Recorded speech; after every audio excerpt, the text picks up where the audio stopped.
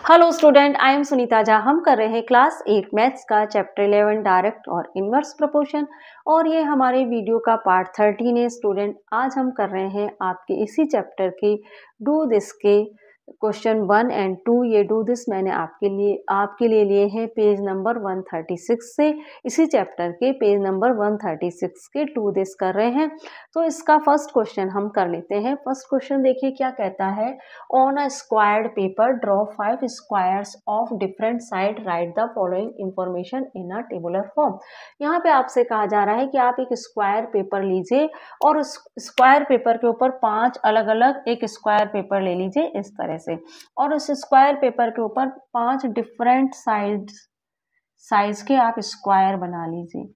Different side के 5 square बना लीजिए और ये जो डिफरेंट साइड के 5 स्क्वायर आपने बनाए हैं उनको आप टेबल में जो इंफॉर्मेशन दी है उसके अकॉर्डिंग फिल कीजिए।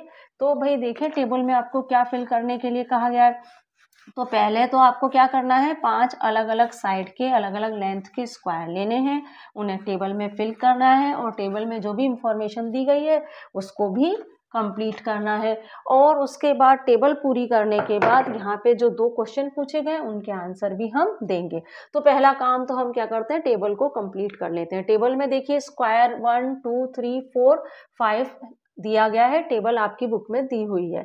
ठीक है, अब हमने क्या करा, 5 स्क्वायर अलग अलग लेंथ के लेने थे हमें, तो मैंने यहाँ लिख दिया 2 सेंटीमीटर, 3 सेंटीमीटर, 4 सेंटीमीटर, 5 और 6 सेंटीमीटर। आप अपनी मर्जी से कुछ भी लेंथ लिख सकते हैं। 5 स्क्वायर लेने हैं आपको अलग अलग लेंथ के।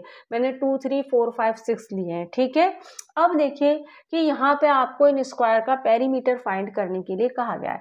अब स्क्वायर का पेरीमीटर मतलब 1 2 3 4 5 स्क्वायर जो है इनका आपको पेरीमीटर निकालना है। तो स्क्वायर का पेरीमीटर निकालने का फॉर्मूला क्या होता है, सॉल्यूशन में मैंने स्टूडेंट लिख दिया है P = 4 इंटू साइड। यही होता है स्क्वायर का पेरीमीटर निकालने का फॉर्मूला। तो square 1 square 2 square 3 square 4 square 5 इनका हम पेरीमीटर निकाल लेते हैं।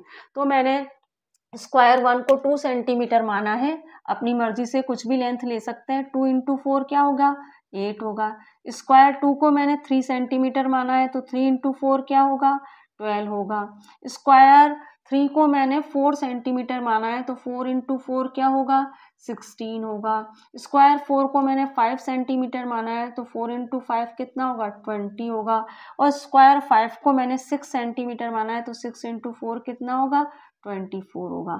तो यहाँ पे पेरीमीटर हमने निकाल लिया। देखिए यहाँ आएगा 8, है ना, यहाँ आ जाएगा 12 और यहाँ स्टूडेंट आ जाएगा आपका 16 और यहाँ आ जाएगा आपका 20। आप चाहें तो डायरेक्ट भी आप 4 से मल्टीप्लाई कर दीजिए, है ना, ये सब करने की जरूरत नहीं है। आप चाहें तो डायरेक्ट 4 से मल्टीप्लाई कर दीजिए, क्योंकि पेरीमीटर स्क्वायर का पेरीमीटर निकालने का फॉर्मूला 4 इंटू साइड होता है ना। तो बस इतना लिख दीजिएगा ताकि आपको टीचर को पता पड़े कि 4 इंटू साइड क्या है आपने, और आप ओरली भी पेरीमीटर निकाल सकते हैं। ठीक है, अब आप देखिए कि L/P फाइंड करने के लिए कहा गया है कि लेंथ अपॉन पेरीमीटर क्या होगा, ये आपको बताना है। ठीक है, लेंथ आपने अपने मन से रख ली कुछ भी, पेरीमीटर आपने निकाल लिया।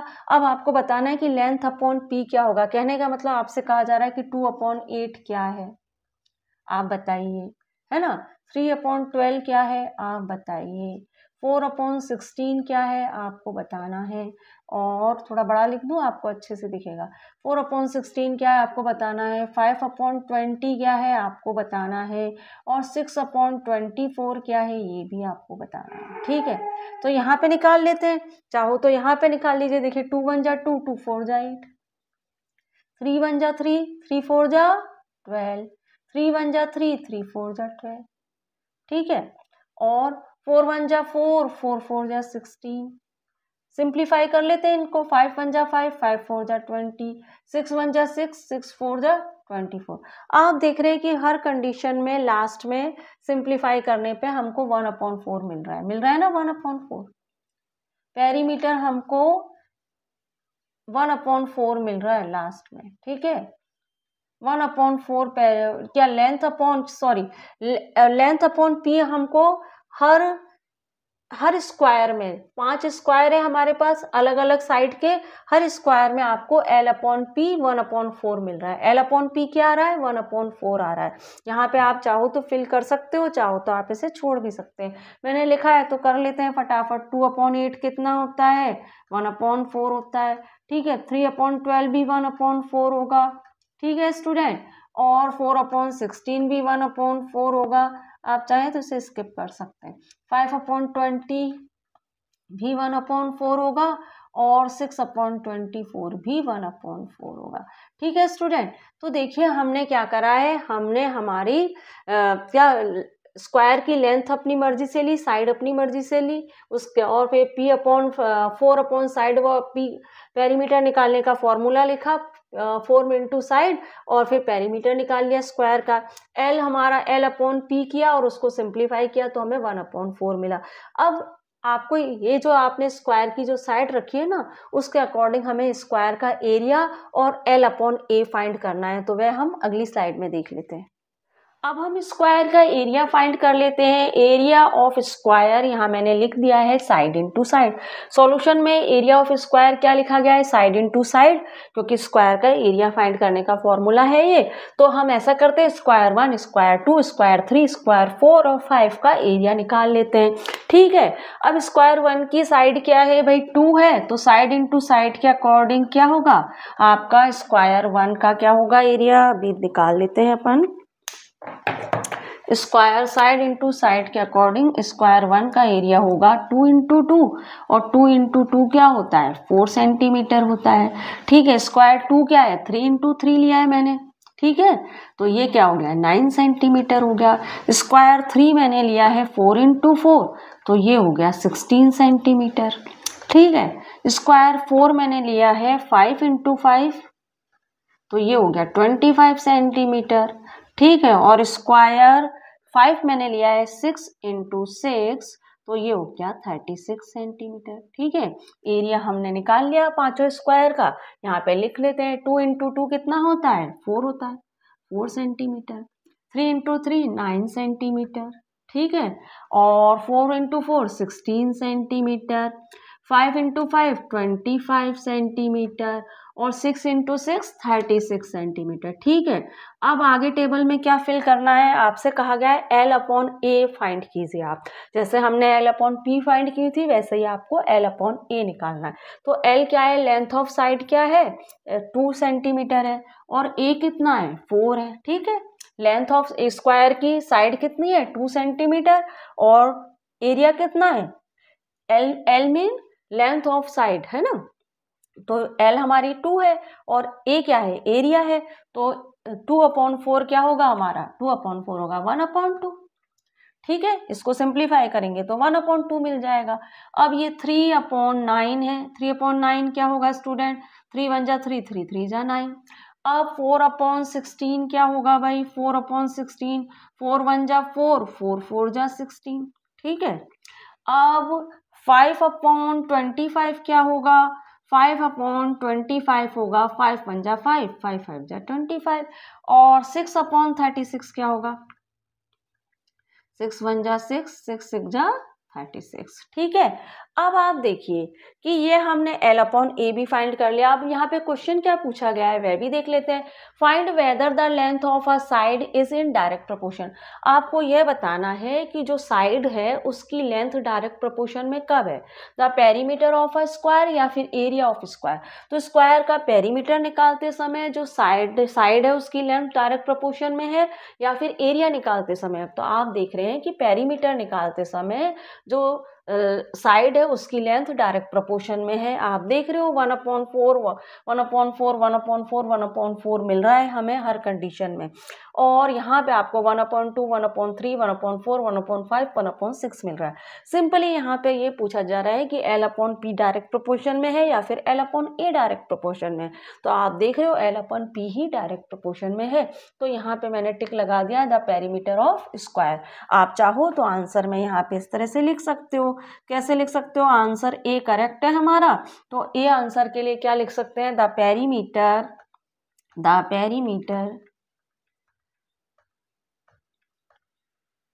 है ना, perimeter of square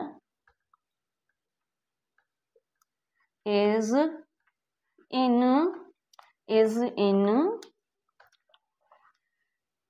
in direct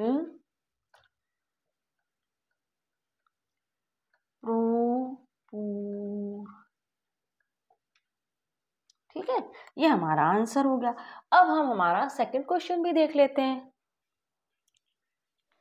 do this, page number 136 का क्वेश्चन 2 भी देख लेते हैं। The following ingredient are required to make halwa for 5 person. 5 लोगों के लिए हलवा बनाया जा रहा है और इंग्रेडिएंट, सामग्री जो यूज हो रही है वह कुछ इस तरह से यूज हो रही है। सूजी, जिसे हम रवा भी कह सकते हैं, 250 ग्राम, शुगर 300 ग्राम, घी 200 ग्राम, वाटर 500 ml यूज़ हो रहा है 5 पर्सन के लिए हलवा बनाने के लिए। ठीक है, तो अगर 5 पर्सन है, 5 पर्सन है, तो इंग्रेडिएंट कुछ इस तरह से यूज हो रहा है। Using the concept of proportion, estimate the change in quantity of ingredient to prepare halwa for your class. अगर पूरी क्लास के लिए हलवा बनाना है तो इंग्रेडिएंट की जो क्वांटिटी होगी वह किस तरह से होगी, ये आपको बताना है। ठीक है स्टूडेंट, हम ऐसा मान लेते हैं कि पूरी क्लास में 30 स्टूडेंट है। हो सकता है आपकी क्लास में 53 हो, 33 हो, पर हम ऐसा नंबर मानेंगे ताकि हमें आंसर देने में आसानी रहे। तो हम ये मान लेते हैं कि पूरी क्लास में 30 स्टूडेंट है। तो भाई देखिए कि 5 पर्सन अगर हैं, 5 पर्सन हैं तो उनके लिए इंग्रेडिएंट कुछ इस तरह से यूज़ हो रहा है। ठीक है ना, 5 पर्सन के लिए इंग्रेडिएंट कुछ इस तरह से यूज़ हो रहे हैं। तो भाई हमें क्या मालूम करना है कि 30 पर्सन जो है उनके लिए इंग्रेडिएंट किस तरह से यूज़ होंगे। तो सबसे पहला काम तो हम ऐसा करते हैं, हम ऐसा लिख लेते हैं, सपोज पर्सन या student in class 30, suppose person in class में कितने पर्सन हैं, 30 हैं। ठीक है, 30 पर्सन है क्लास में। अब यहाँ पे ये डायरेक्ट प्रोपोर्शन का केस है, क्योंकि अगर एक क्वांटिटी कम है तो दूसरी भी क्वांटिटी, पर्सन कम तो इंग्रेडिएंट भी कम, पर्सन ज़्यादा तो इंग्रेडिएंट ज़्यादा। तो ये डायरेक्ट प्रोपोर्शन का केस हुआ। तो यहाँ पे हम क्या करेंगे, वी पुट और this is case of direct proportion. तो यहाँ पे उसने खुद ही लिख रखा है कि डायरेक्ट प्रोपोर्शन का केस यूज करके आपको इसे सॉल्व करना है। तो ये तो हमें लिखने का जरूरत ही नहीं है, क्योंकि क्वेश्चन में खुद ही कह दिया गया है कि यूजिंग कॉन्सेप्ट ऑफ प्रोपोर्शन, है ना। तो आप चाहे तो लिख लीजिए, दिस इज केस ऑफ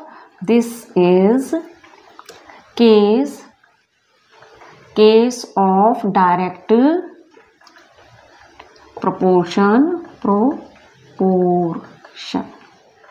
यहाँ पे ये तो लिखा है कि this is case of proportion, पर कौन सा प्रोपोर्शन है ये नहीं लिखा, तो हमने लिख दिया this is case of direct proportion. अब हम आगे क्या लिखेंगे, वी पुट, कॉमा लगा के लिख लीजिए, वी पुट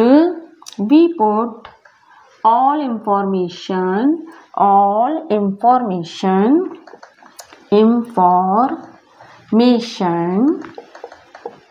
इन टेबल में लेंगे हम।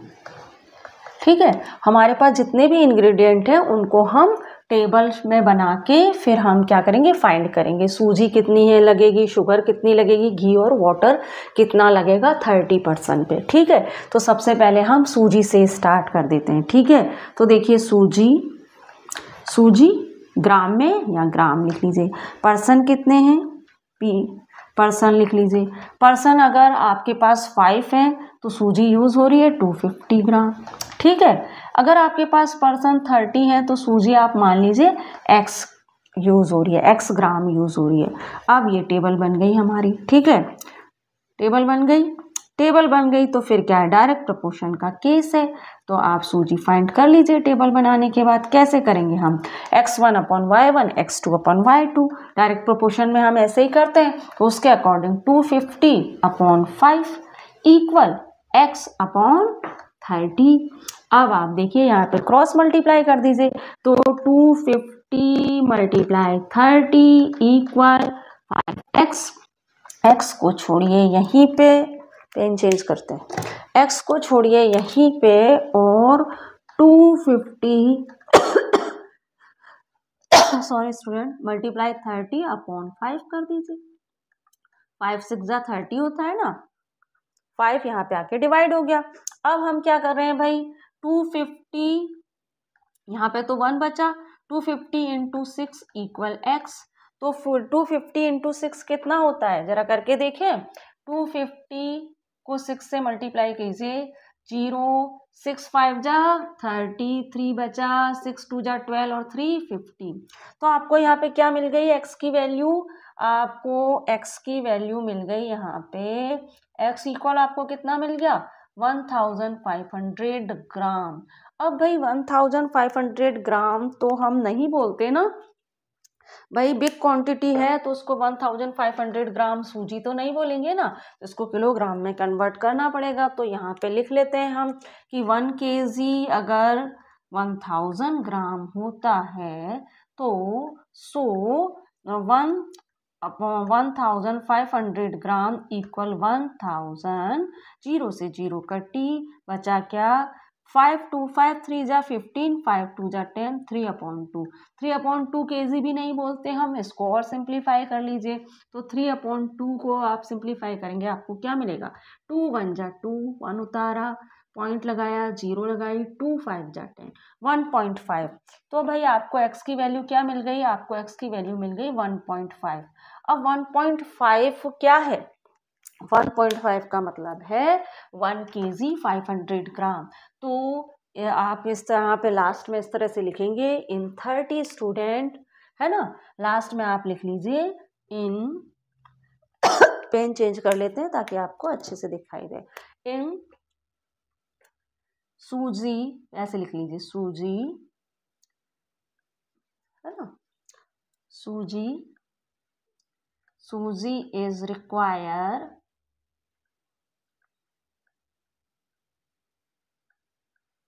रिक्वायर्ड in 30 student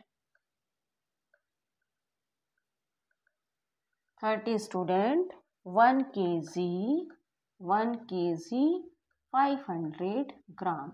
ये हमारा आंसर हो गया, ठीक है, 30 स्टूडेंट में इतनी सूजी लगी, ठीक है। अब हम ऐसा करते हैं, शुगर कितनी यूज हुई है वह भी फाइंड कर लेते हैं।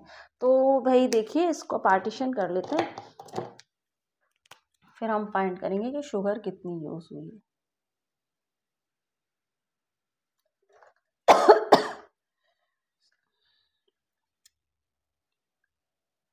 आप इसको इस तरह से कर, ठीक है। अब हम शुगर कितनी यूज हुई है वह भी देख लेते हैं। अब आप देखिए कि शुगर, पहले लिख लीजिए शुगर जो ग्राम में है, ठीक है, और पर्सन लिख लीजिए, पर्सन कितने हैं, 5 पर्सन कितनी शुगर यूज कर रहे हैं, 300 ग्राम शुगर यूज कर रहे हैं। तो भाई 30% कितनी यूज करेंगे, y मान लेते हैं, ठीक है, y मान लेते हैं, 30% y शुगर यूज करेंगे। टेबल बन गई, अब क्या है, डायरेक्ट प्रोपोर्शन का केस यूज करके आप इसको निकाल लीजिए कि 30% कितने शुगर यूज करेंगे। तो कैसे करेंगे हम, 300/5 इक्वल y/30, ऐसे ही करते हैं ना भाई, x1 y1, ये हमारा x1, ये y1, ये x2, ये y2, ठीक है। तो हमने इसको इस तरह से लिख लिया। अब आप इसको और सिंप्लीफाई करिए, क्या मिलेगा भाई आपको मिल जाएगा 300 क्रॉस मल्टीप्लाई करेंगे इंटू 30, 5y, ठीक है, y को छोड़ा यहीं पे, 300 इंटू 30/5, 5 6 जा 30, बचा क्या भाई 300, क्या बचा हमारे पास, y की वैल्यू क्या बची, 300 इंटू 6 इक्वल y। तो ये क्या मिलेगा, 6 3 जा 18 होता है ना, ये मिल जाएगा ग्राम। अब y है हमारा 1800 ग्राम, अब 1800 ग्राम को किलोग्राम में भी बदलना पड़ेगा, ठीक है। तो आप क्या लिख सकते हैं, यहाँ पे हम क्या लिखें, 1 kg इक्वल क्या होता है, 1000 ग्राम होता है ना, 1 kg इक्वल 1000 ग्राम होता है। तो हम क्या करते हैं, 1 kg इक्वल 1000 ग्राम होता है, तो आप क्या करिए, 1800/1000 कर दीजिए, 0 से 0 कट गई। अब क्या है, 2 से जाएगा, ये 2 9 जा 18 और 2 5 जा 10। अब 9/5 किलोग्राम आ रहा है, 9/5 किलोग्राम तो हम बोलते नहीं है, इसको भी सिंप्लीफाई कर लीजिए। तो 9 को 5 से डिवाइड कीजिए जरा, तो क्या होगा, 5 × 5 4 बचेगा, पॉइंट लगाइए, 0 लगाइए, 5 × 8 = 40 होता है, तो 1.8 आ रहा है। आपको क्या मिल रहा है, 1.8 किलोग्राम मिल रहा है। 1.8 किलोग्राम का मतलब क्या होता है स्टूडेंट, 1.8 किलोग्राम का मतलब होता है 1 kg 800 ग्राम। तो यहाँ पे लास्ट में आप लिख सकते हैं, लास्ट में आप लिखिए sugar is require in 30 student, last में आप लिख सकते हैं sugar is require, sugar is required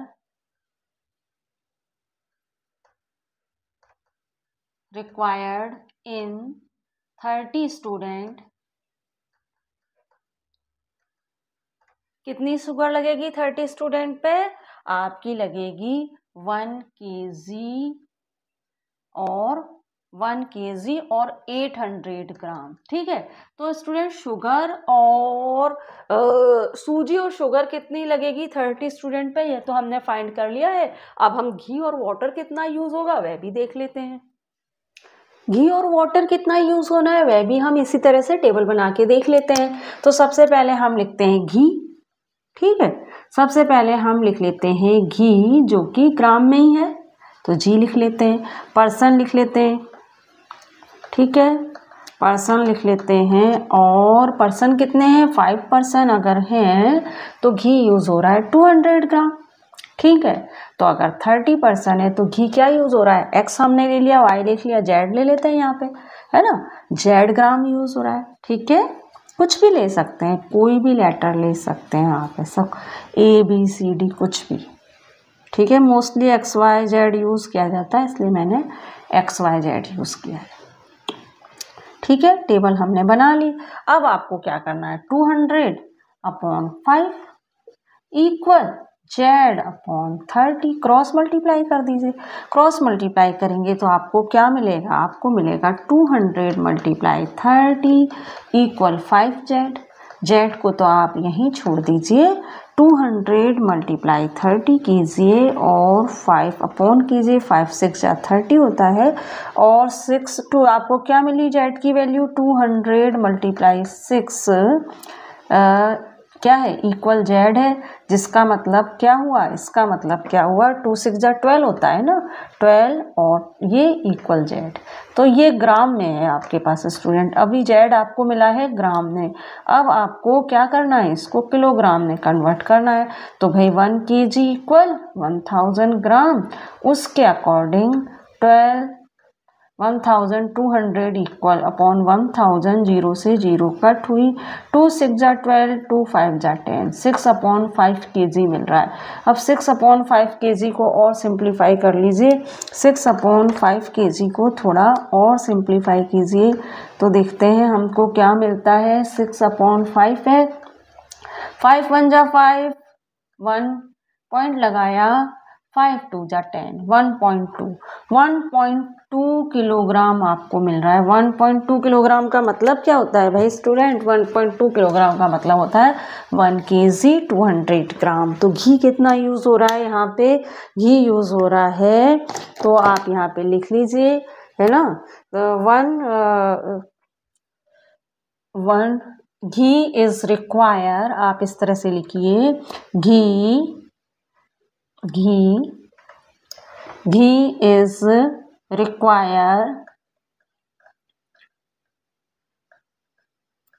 required in 30%,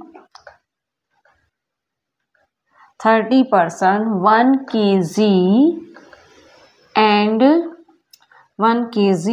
200 ग्राम। ठीक है, 200 ग्राम, 1 kg और 200 ग्राम यूज हो रहा है घी। ठीक है, तो ये आपने घी फाइंड कर लिया कितना यूज हो रहा है। अब हम क्या करते हैं, वाटर कितना यूज हो रहा है वह भी देख लेते हैं। ठीक है, आप वाटर भी देख लीजिए कितना यूज हो रहा है। पार्टीशन कर लेते हैं ताकि सब कुछ मिक्स ना हो। ठीक है, अब वाटर की भी इसी तरह से टेबल बना लेते हैं। ऊपर लिख लीजिए वाटर जो क्या है, ml में है, वाटर लिख लीजिए ऊपर जो ml में, ठीक है, और पर्सन लिख लीजिए, ठीक है स्टूडेंट। वाटर कितना है 500 ml है, ठीक है, 500 ml वाटर को यूज कर रहे हैं 5%, तो 30% कितना ml वाटर यूज करेंगे। आपकी बार क्या मान है, ए मान लें, ए मान लेते हैं, ठीक है, ए ml वाटर यूज करेंगे। टेबल तो बन गई भाई, टेबल बन गई। अब आप क्या करिए, इस टेबल को डायरेक्ट प्रपोर्शन में लिख लीजिए, 500/5 इक्वल A/30, ठीक है। क्रॉस मल्टीप्लाई करेंगे, 500 × 30 इक्वल 5A, ए को छोड़ा यहीं पे, और 500 × 30/5, 5 6 जा 30 होता है, 5 6 जा स्टूडेंट 30 होता है। तो हम 500 को ज़रा 6 से मल्टीप्लाई कीजिए तो आपको ए की वैल्यू मिल जाएगी। 500 और 6 जब आपस में मल्टीप्लाई होंगे तो ए की वैल्यू क्या मिल जाएगी, 5 6 जा 30 होता है ना, तो 5 6 जा 30 होता है, तो 30 और 2 0, ये मिल गई हमें ए की वैल्यू। ए क्या है, वाटर है ना, तो आप यहाँ पे लास्ट में अब इसको क्या करना है, किलोग्राम को ग्राम में कन्वर्ट करना है। तो किलोग्राम को ग्राम में कन्वर्ट करने के लिए आप इसे 1000 से कर दीजिए डिवाइड, तो भाई 3 0 से तो 3 0 कट गई, तो कितना पानी चलेगा भाई, देखो है ना 5, हाँ ठीक है। तो 3 ml वाटर चाहिए, 3 लीटर वाटर चाहिए, सॉरी ये तो ml है ना, हाँ सॉरी स्टूडेंट, इसमें यहाँ पे क्या किलोग्राम, आपको पता है, इसको आप थोड़ा सा और अच्छे से करिए। आपको 3000 ml वाटर मिल गया। कितना वाटर मिला आपको, 3000 ml वाटर मिला। अब ml को लीटर में बदल लेते हैं, मिलीलीटर को लीटर में बदल लेते हैं, तो 3000, क्योंकि 6 को 5 से करा तो 6 5 जा 30 और 2 0, तो 3000 मिलीलीटर वाटर मिला है। अब आपको पता है कि 1 लीटर जो होता है, 1 लीटर जो होता है वो 1000 मिलीलीटर के इक्वल होता है। यहाँ पे हम लिख लेते हैं 1 लीटर इक्वल 1000 मिलीलीटर, ठीक है। 1 लीटर जो होता है वो 1000 मिलीलीटर के इक्वल होता है, ठीक है। अब आपको उसके अकॉर्डिंग हम क्या कर सकते हैं, 1 लीटर इक्वल 1000 मिलीलीटर होता है, तो उसके अकॉर्डिंग मैं इसे 1000 से डिवाइड कर सकती हूँ। जब मैंने इसे 1000 से डिवाइड किया तो ये 3 0 तो आपस में कट गई। अब 3 लीटर पानी लगा, 3 लीटर पानी लगा, तो 3 लीटर वाटर इज रिक्वायर, तो यहाँ पे आप लास्ट में लिख लीजिए, है ना। तो लास्ट में आपको 3 मिला तो आप लिख लीजिए 3 लीटर वाटर इज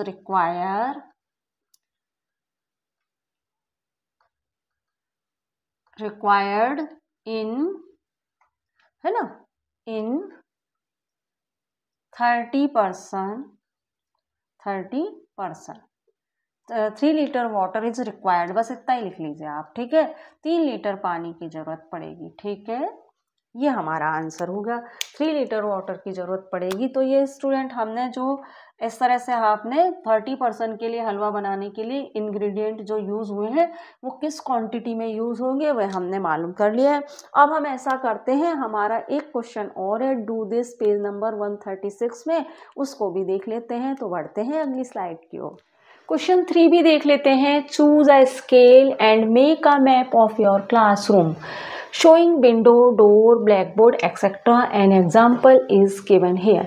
यहाँ पे आपसे कहा जा रहा है कि आप कोई स्केल चूज कर लीजिए और अपने क्लासरूम का मैप बनाइए जिसमें आपको विंडो, डोर, ब्लैकबोर्ड एक्सेट्रा भी शो करने हैं, ठीक है। तो आप अपने मन से कोई भी स्केल मान लीजिए और अपने क्लासरूम का मैप बनाइए जिसमें आपको क्लासरूम की length, width, door, window, blackboard, इन सब की लेंथ भी शो करनी है मैप के ऊपर, और आपको ये भी बताना है कि असल में इनकी लेंथ कितनी है।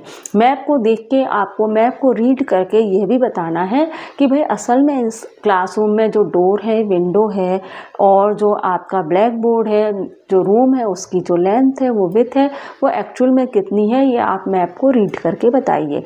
तो देखिए यहाँ पे आपको एक एग्जाम्पल भी दिया है जिसमें कहा गया है कि स्केल जो है वो 1:200 है। इसका मतलब क्या है कि अगर स्केल पे 1 सेंटीमीटर शो किया गया, इसका मतलब है कि 200 सेंटीमीटर लेंथ है एक्चुअली, ठीक है। तो अगर रूम है उसकी लेंथ 5 सेंटीमीटर है मैप के ऊपर, तो वो एक्चुअल में कितना होगा इस स्केल के अकॉर्डिंग। अगर उसकी विथ 4.5 सेंटीमीटर है तो स्केल दिया है 1:200, उसके अकॉर्डिंग एक्चुअल में विथ कितनी होगी रूम की। विंडो, बोर्ड और डोर कितने सेंटीमीटर के हैं ये एग्जाम्पल में दिया नहीं है, लेकिन हम फाइंड करेंगे क्योंकि आपसे कहा गया है कि मैप में आप शो कीजिए कि भाई कितने सेंटीमीटर के आपके डोर है, विंडो है और ब्लैक बोर्ड है। ठीक है, तो हमने जो अपने मन से मैप जो रूम बनाया है, रूम का जो मैप लिया है उसके अकॉर्डिंग स्केल है 1 सेंटीमीटर इक्वल 100 सेंटीमीटर। अगर मैप पे स्केल दिया है 1 सेंटीमीटर तो वो एक्चुअली 100 सेंटीमीटर है। ठीक है, रूम की लेंथ क्या है मैप पे 6 सेंटीमीटर है, रूम की लेंथ मैप पे 6 सेंटीमीटर है।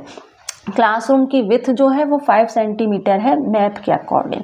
ठीक है, विंडो जो है वो 2 सेंटीमीटर की है, 4 विंडो है और वो 2 सेंटीमीटर की है। आपको अलग अलग विंडो का मालूम नहीं करना, आपको सिर्फ ये बताना है कि एक्चुअल में विंडो जो है वो कितने सेंटीमीटर की है अगर मैप पे 2 सेंटीमीटर दिखाई गई। ये नहीं कि 4 विंडो है तो आप चारों विंडो की लेंथ मालूम करने बैठ जाए। सिर्फ आपको ये बताना है, मैप को रीड करके बताना है कि मैप कह रहा है 2 सेंटीमीटर तो एक्चुअल में कितने सेंटीमीटर की विंडो है। मैप कह रहा है 4 सेंटीमीटर का डोर है तो एक्चुअल में डोर कितने सेंटीमीटर का है। मैप कह रहा है कि 3 सेंटीमीटर का बोर्ड है तो एक्चुअल में बोर्ड कितने सेंटीमीटर का है ये आपको बताना है। तो हम क्या करते हैं, हमने अपनी तरफ से ये मैप बनाया है क्लासरूम का। अब हम एक एक चीज़ फाइंड करते जाते हैं कि भाई एक्चुअल में क्लासरूम की लेंथ कितनी है, विड्थ कितनी है, विंडो की लेंथ क्या है, डोर की लेंथ क्या है और बोर्ड की लेंथ क्या है। तो सबसे पहला काम तो हम क्या करते हैं, लेंथ ऑफ क्लासरूम मालूम कर लेते हैं। ठीक है, तो सबसे पहले तो ये डायरेक्ट प्रोपोर्शन का केस है, क्योंकि आपको पता है कि स्केल अगर स्मॉल है तो एक्चुअल लेंथ भी स्मॉल होगी, स्केल अगर बिग है तो एक्चुअल लेंथ भी बिग होगी। तो ये क्या है, डायरेक्ट प्रोपोर्शन का केस हो गया। ठीक है, तो सबसे पहला काम तो आप यहाँ पे यही लिख लीजिए कि this is case of direct proportion। ताकि भाई डायरेक्ट प्रोपोर्शन का यूज करके ही करेंगे ना हम इसको, इसलिए हमने पहले यहाँ लिख लिया this is case of direct proportion. अब हम फाइंड क्या कर रहे हैं, एक्चुअल लेंथ ऑफ क्लासरूम। ठीक है, तो एक्चुअल लेंथ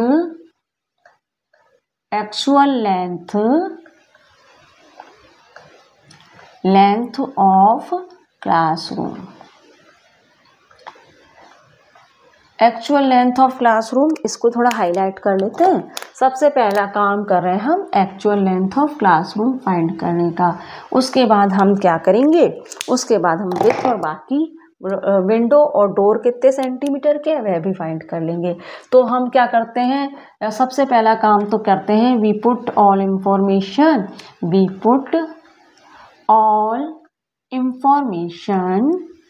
इन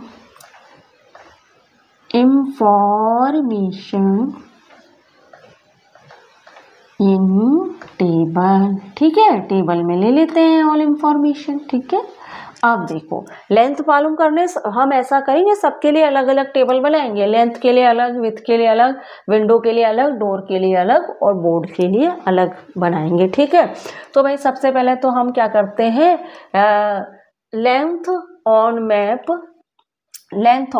है ना, length of classroom on map ऐसे लिख लेते हैं। ठीक है, length of classroom length of classroom on map है ना। मैप के ऊपर भाई लेंथ क्या है वह ले लेते हैं पहले तो। फिर length of classroom, actual length of classroom, actual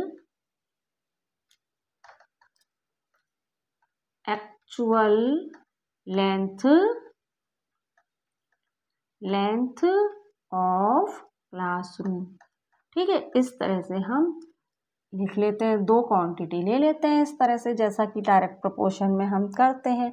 अब length of classroom on map कितनी है भाई, 1 सेंटीमीटर। मैप के ऊपर तो 1 सेंटीमीटर है ना, 1 सेंटीमीटर लेंथ दी है मैप के ऊपर, जो एक्चुअली कितनी है वो 100 सेंटीमीटर के इक्वल है। मैप के ऊपर का 1 सेंटीमीटर जो है, मैप में दिया गया 1 सेंटीमीटर असल में 100 सेंटीमीटर के इक्वल है। अब अगर मैप में दिया गया 6 सेंटीमीटर, मैप में दिया गया 6 सेंटीमीटर असल में किसके इक्वल है, हम मान लेते हैं x के इक्वल है। ठीक है, यही तो हमें मालूम करना है कि मैप के अंदर जो 6 सेंटीमीटर लेंथ है वह असल में कितनी है ना। मैप के ऊपर जो 6 सेंटीमीटर लेंथ है वह असल में कितनी है, मैप के ऊपर वो जो 1 सेंटीमीटर है वो 100 सेंटीमीटर के इक्वल है। मैप का 1 सेंटीमीटर 100 सेंटीमीटर के इक्वल है। तो आप बताइए कि मैप के अंदर जो 6 सेंटीमीटर लेंथ है रूम की वह असल में कितनी है। तो डायरेक्ट प्रोपोर्शन का केस है x1/y1 x2/y2। तो उसके हिसाब से अपन इस तरह से लिख सकते हैं 1/100 और 6/x। अब क्रॉस मल्टीप्लाई कर दीजिए, क्रॉस मल्टीप्लाई करने पे क्या होगा, यहाँ तो x मिलेगा और ये हो जाएगा 6 × 100, जिसको हम x = 600 सेंटीमीटर। अब सेंटीमीटर में लेंथ मिली है आपको रूम की, इसको हम मीटर में कन्वर्ट कर लेते हैं। तो आपको पता है मीटर में कन्वर्ट करने के लिए हम क्या करेंगे, मीटर में कन्वर्ट करने के लिए आपको पता है कि जो 100 सेंटीमीटर जो होता है वो 1 मीटर के इक्वल होता है। 100 सेंटीमीटर 1 मीटर के इक्वल होता है। तो उसके हिसाब से देखा जाए तो 600/100, ठीक है। तो 0 से 0 जब कटेंगी, सेंटीमीटर को मीटर में कन्वर्ट करना है तो आप उसे 100 से डिवाइड कर दीजिए, क्योंकि 100 सेंटीमीटर 1 मीटर के इक्वल होता है। ठीक है स्टूडेंट, अब आप देखिए तो आपको क्या मिला 6 मीटर। इसका मतलब ये 6 मीटर क्या है, length of room, actual length of room. तो यहाँ पे लिख लीजिए एक्चुअल लेंथ ऑफ रूम की ये एक्चुअल लेंथ है।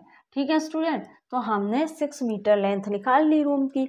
अब आप इसकी विड्थ भी निकाल सकते हो। इसी टेबल को ऐसी तरह टेबल बनाइए। यहाँ पे हम क्या करते हैं, एक टेबल और बना लेते हैं और रूम की विड्थ भी फाइंड कर लेते हैं। अब की बार अलग पेन को यूज़ करते हैं ताकि आपको अच्छे से दिखाई दे।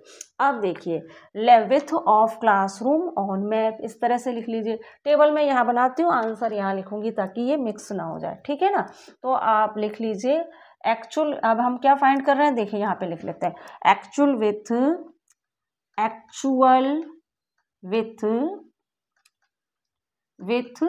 ऑफ क्लासरूम की एक्चुअल विड्थ फाइंड कर रहे हैं। ठीक है, क्लासरूम की क्या फाइंड कर रहे हैं आप, एक्चुअल विड्थ। अब एक्चुअल विड्थ फाइंड करने के लिए यहाँ पे भी हमें टेबल लिखनी पड़ेगी। तो लेंथ और width of classroom on map, सबसे पहले तो आप लिख लीजिए width of classroom on map. Width of classroom on map के ऊपर क्या विड्थ है वो लिख लीजिए पहले। फिर आप लिखिए actual width of classroom, actual width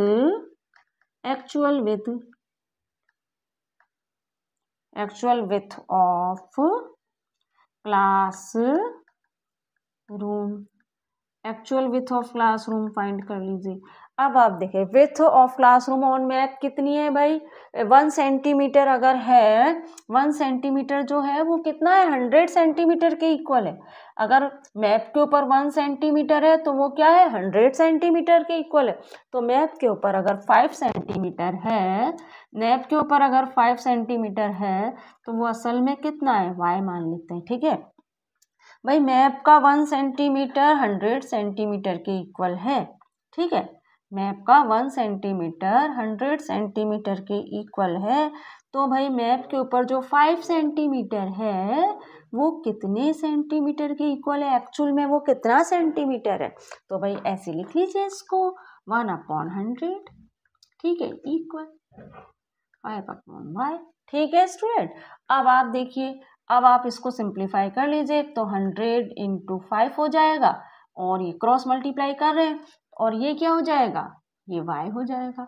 अब y की वैल्यू क्या आ जाएगी, आपको मिल जाएगी 500 सेंटीमीटर। तो विथ अपने रूम की 500 सेंटीमीटर है, तो 500 सेंटीमीटर को मीटर में कन्वर्ट कर लेते हैं। तो 500 सेंटीमीटर को जब हमने मीटर में कन्वर्ट किया तो हमें क्या मिला, आपको पता ही है 100 सेंटीमीटर इक्वल 1 मीटर होता है। तो उसके अकॉर्डिंग 500 सेंटीमीटर को जब मीटर में कन्वर्ट किया तो इसका मतलब क्या करा हमने, 100 से डिवाइड कर दिया। क्यों किया 100 से डिवाइड, मीटर सेंटीमीटर को मीटर में कन्वर्ट करने के लिए, क्योंकि 100 सेंटीमीटर 1 मीटर के इक्वल होता है। ठीक है, तो 5 मीटर जो है वो विथ आ गई है ना। तो with, actual width of room, यहाँ पे लिख लीजिए एक्चुअल विथ ऑफ रूम। ठीक है, तो रूम की एक्चुअल विथ मिल गई स्टूडेंट आपको। देखो इसकी एक्चुअल लेंथ कितनी थी, 6 मीटर, और इसकी एक्चुअल विथ कितनी थी, है ना। ये क्या है इसकी, ये तो है रूम की एक्चुअल लेंथ ऑफ रूम। ये तो आपको मिल गई एक्चुअल लेंथ ऑफ रूम, ये मिल गई आपको 5 meter actual width of room. अब हम ऐसा करते हैं, विंडो और डोर और बोर्ड कितने सेंटीमीटर के हैं वह भी फाइंड कर लेते हैं। अब हम ऐसा करते हैं, एक्चुअल लेंथ ऑफ विंडो भी फाइंड कर लेते हैं। तो यहाँ पे सबसे पहले हम लिख लेते हैं actual length of window, actual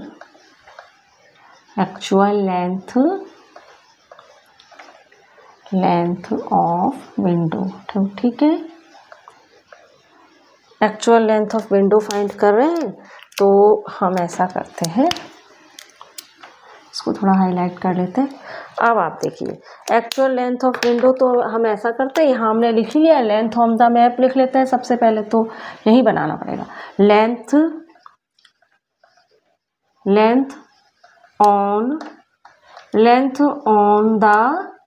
on the map. सबसे पहले तो मैप के ऊपर लेंथ ऑन द मैप, फिर क्या है एक्चुअल लेंथ।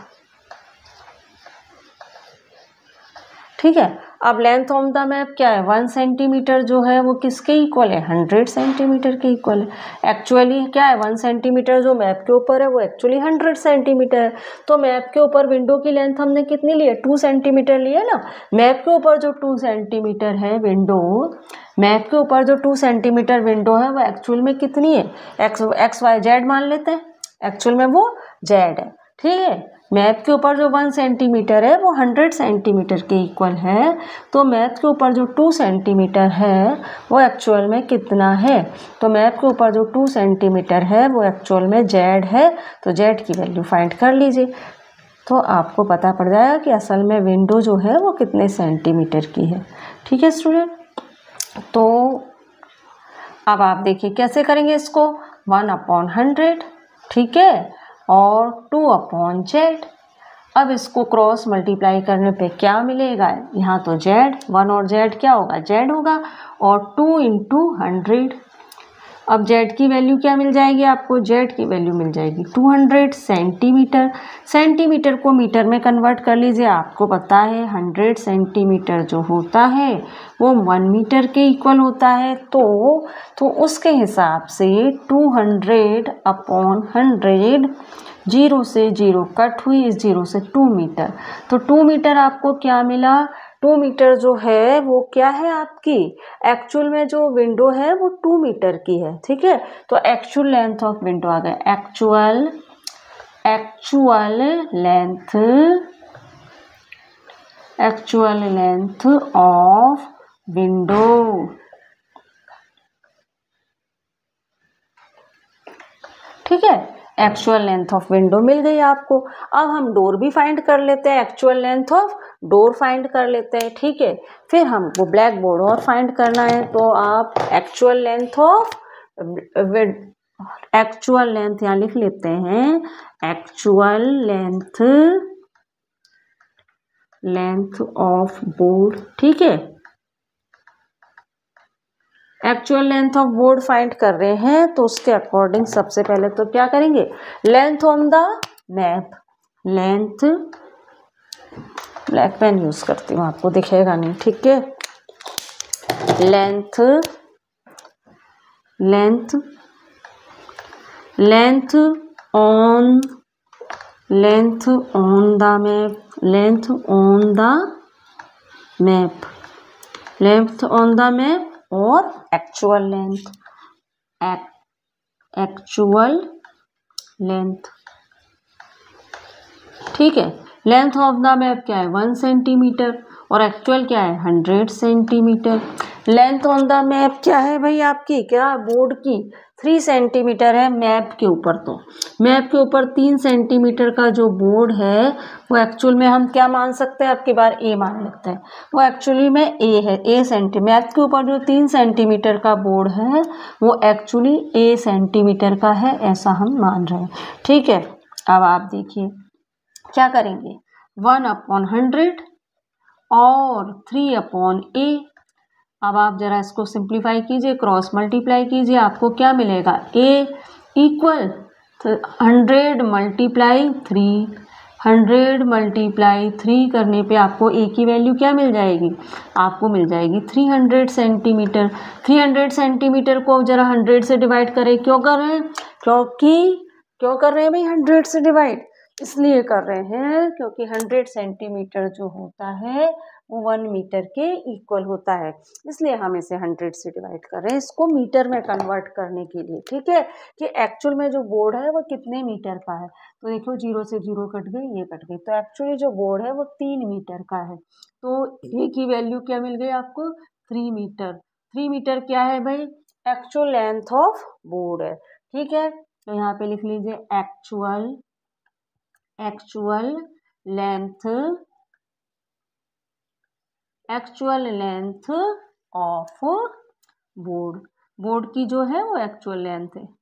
अब हम ऐसा करते हैं, डोर भी फाइंड कर लेते हैं, तो अगली साइड में देख लेते हैं डोर की लेंथ क्या होगी। अब हम ऐसा करते हैं, एक्चुअल लेंथ ऑफ डोर भी देख लेते हैं, तो सबसे पहले हम लिख लेते हैं एक्चुअल लेंथ ऑफ डोर, ठीक है, एक्चुअल लेंथ ऑफ डोर। तो डोर की एक्चुअल लेंथ फाइंड करनी है हमको, तो सबसे पहले तो टेबल बना लेते हैं। टेबल में हम क्या लिखेंगे, लेंथ ऑन द मैप, सबसे पहले लिखेंगे लेंथ ऑन द मैप के ऊपर लेंथ और एक्चुअल लेंथ, ठीक है। लेंथ ऑन द मैप अगर 1 सेंटीमीटर है तो एक्चुअल लेंथ जो है वो 100 सेंटीमीटर है। लेंथ ऑन द मैप अगर डोर की 4 सेंटीमीटर है, 4 ही दिया है ना हमने स्केल पे, 4 सेंटीमीटर है, तो एक्चुअल हम क्या मान लेते हैं, एक्चुअल हम ऐसा करते हैं b मान लेते हैं, ठीक है। अब ये भैया टेबल तो आपकी बन गई, टेबल आपने बना ली। अब आप क्या करिए, इस टेबल को डायरेक्ट प्रोपोर्शन के अकॉर्डिंग इस टेबल को लिख लीजिए और आंसर ले लीजिए। कैसे लिखेंगे, 1/100 इक्वल 4/b। b को तो यहीं छोड़िए क्योंकि क्रॉस मल्टीप्लाई हुआ, 1 से तो b मिला, और ये हुआ 4 × 100। 4 × 100 कितना हो जाएगा भाई, b की वैल्यू मिल जाएगी 400, लेकिन हमें क्या मिलेगी, सेंटीमीटर मिलेगी। आपको तो आंसर चाहिए मीटर में, तो मीटर में इसको कन्वर्ट करने के लिए आप क्या करेंगे, फॉर 1 आपको पता है भाई, आपको पता है ना कि 100 सेंटीमीटर जो होता है, 100 सेंटीमीटर जो होता है वो है 1 मीटर के इक्वल होता है, तो उसके अकॉर्डिंग 400/100, 0 से 0 कटी, 0 से 0 कटी, 4 मीटर, ठीक है। 4 मीटर हमारा आंसर है। क्या है ये, एक्चुअल